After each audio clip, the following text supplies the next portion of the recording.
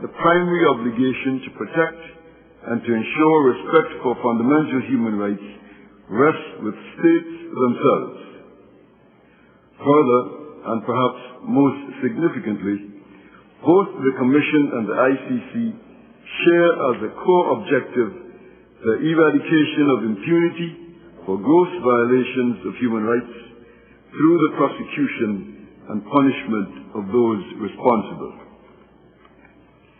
In this connection, both the Inter-American Commission and the Inter-American Court of Human Rights have long held that the obligation of state parties to respect and ensure respect for the rights on the American Convention on Human Rights encompasses the obligation to prevent, investigate, and punish human rights violations.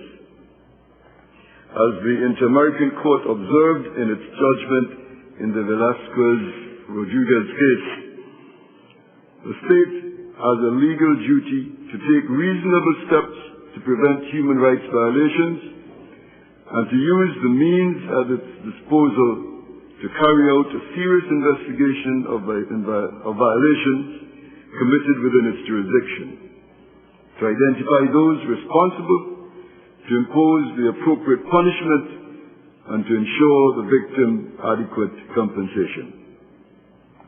The requirement to investigate human rights violations and to punish those responsible has also been recognized as a component of adequate measures of reparation in individual cases within the Inter-American system.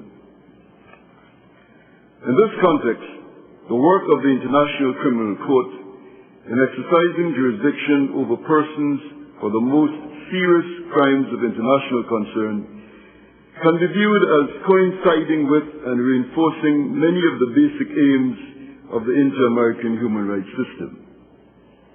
Put plainly, the availability of the ICC as an alternative forum for the achieving of justice for gross violations of human rights may prompt states to fulfill more rigorously their obligation to investigate, prosecute, and punish those within their jurisdictions who are responsible for such violations. Moreover, where states are unwilling or unable to perform this function, international law now offers a global alternative to deny impunity to human rights violators, to ensure justice for their victims, and to deter future violations. In this sense, the enforcement of international justice through the International Criminal Court constitutes a new and significant avenue for realizing the objectives of the Inter-American human rights system. Largely for these reasons, the Commission has added its voice to those supporting the establishment and effective operation of the International Criminal Court. In its past annual reports, the Commission has called upon OAS member states that have not yet done so to ratify the statute of the International Criminal Court. This appeal has constituted one component of a larger effort by the Commission to achieve universality in the Inter-American human rights system by having all member states ratify the American Convention and other related instruments and accept the jurisdiction of the Inter-American Court. As the Commission has observed on numerous occasions, the integrity and effectiveness of the protection afforded to the inhabitants of the hemisphere by the Inter-American human rights system depends first and foremost upon full participation by all member states. Further, the interrelationship between the Inter-American human rights system and the International Criminal Court can be viewed as going beyond a shared interest in ensuring accountability for gross violations of fundamental human rights to more practical issues of procedure and substance. While the distinct roles of the two institutions must always be kept in mind, one can envision areas in which the Commission and the ICC can draw upon each other's work and experience. These range from issues of process, such as the criteria for evaluating the availability of remedies at the national level and measures for protecting witnesses, to substantive matters such as defining the elements of human rights violations that also constitute crimes within the ICC's jurisdiction, and determining appropriate remedies and reparations. These possibilities have been verified to some extent in our experience with the various ad hoc international criminal tribunals established since the beginning of the 1990s. For example, in concluding in one of its judgments that rape could constitute torture as a violation of the laws or customs of war, the International Criminal Tribunal for the former Yugoslavia relied upon an earlier finding by our Commission that rape may constitute a form of torture under the American Convention on Human Rights. For its part, the Inter-American Commission, in its 2002 report on terrorism and human rights, drew upon the statute and jurisprudence of the Yugoslav Tribunal in articulating exceptional rules of procedure that might apply in investigating and prosecuting terrorism-related crimes. This experience bodes well for the development of a rich and constructive interrelationship between the work of the Commission and that of the ICC. And I look forward to working with President Kirsch and other members of the Court in this endeavor. In closing, I would like to emphasize that the establishment of bodies like the Commission and the ICC, while significant, goes only part way to achieving international protection for rights to which all people are entitled. Governments must continue to support their work by providing them with the resources necessary to fulfill their mandates effectively, by participating fully in their procedures, and by complying with and implementing their decisions. Only then will the true potential of our institutions as effective avenues of international justice be realized. Thank you for your attention. Thank you very much, Mr. Roberts, and to you all for the very rich contributions and stimulating comments on this very important issue, an issue of discussion in the Inter-American agenda. We open now the floor for a very interactive exchange of views, questions. The idea is to really let as many of you participate as possible. We'll take the first 3 questions and then we'll go from there. Who would like to start? Please. Please introduce yourself when you speak. Thank you. Christina Serna. My question has to do with prosecutorial discretion. President Philippe Kirsch said that some 1,300 communications had been dismissed that had been presented to the prosecutor.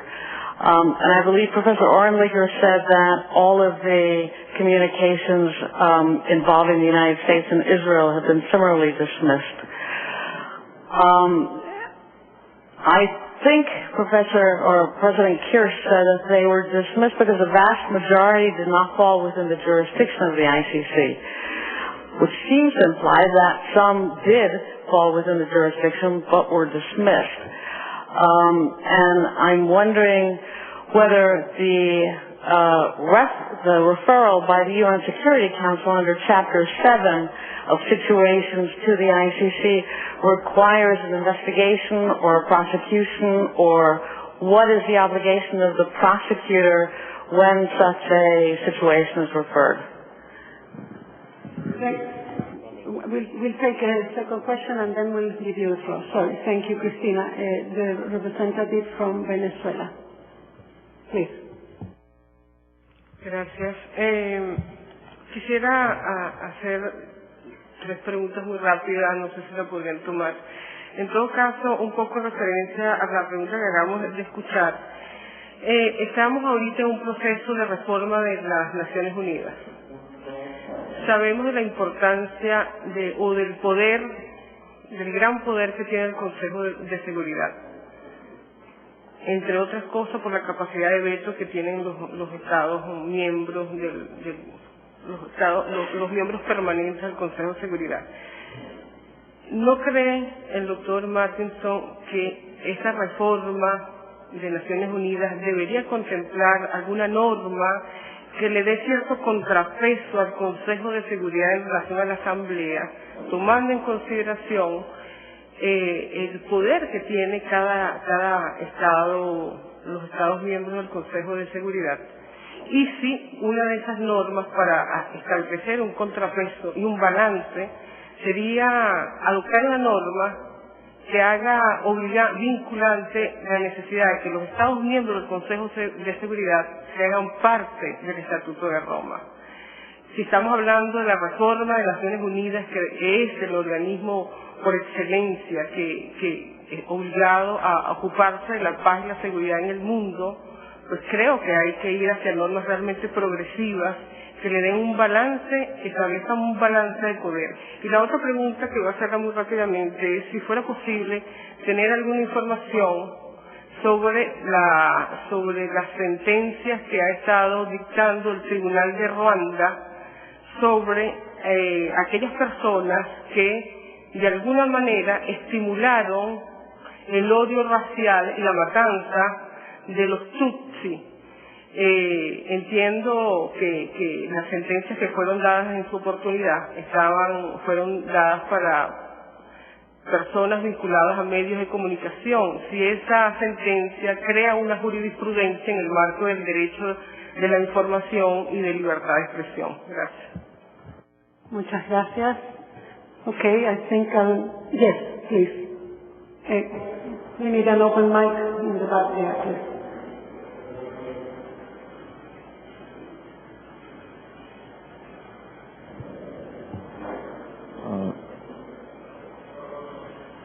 My name is Christian. I'd like to address the fourth crime that's part of the Rome Statute, the war of aggression, one that hasn't been defined so far. Where do you think that would lead? Do you think there's hope for definition by the 2007 deadline, and if so, what would be the link with the Security Council? Thank you. Okay, now we get a chance to respond. David Rifkin, please. Thank you. I'll be very brief. I think we should have and can have a serious philosophical debate about the extent to which ICC can contribute to the task we all subscribe to. But we've got to be clear and honest, first of all, about how it's supposed to work. And apropos of the first question, I wish it were the case that the only way in which cases are going to end up, and because it goes to the question of how ICC prosecutor, but has so far acted in principle in a responsible fashion, has handled various complaints. I wish it were the case that the only way you can be before ICC is if you committed offenses on the territory of a state that is a party to ICC or you're national of that party. And that is not the case.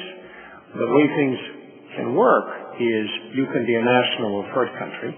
You can do something like war planning without ever setting your foot on the territory of another state. And that state that is a party to ICC is going to try to bring you in, arguing that you're planning war crimes.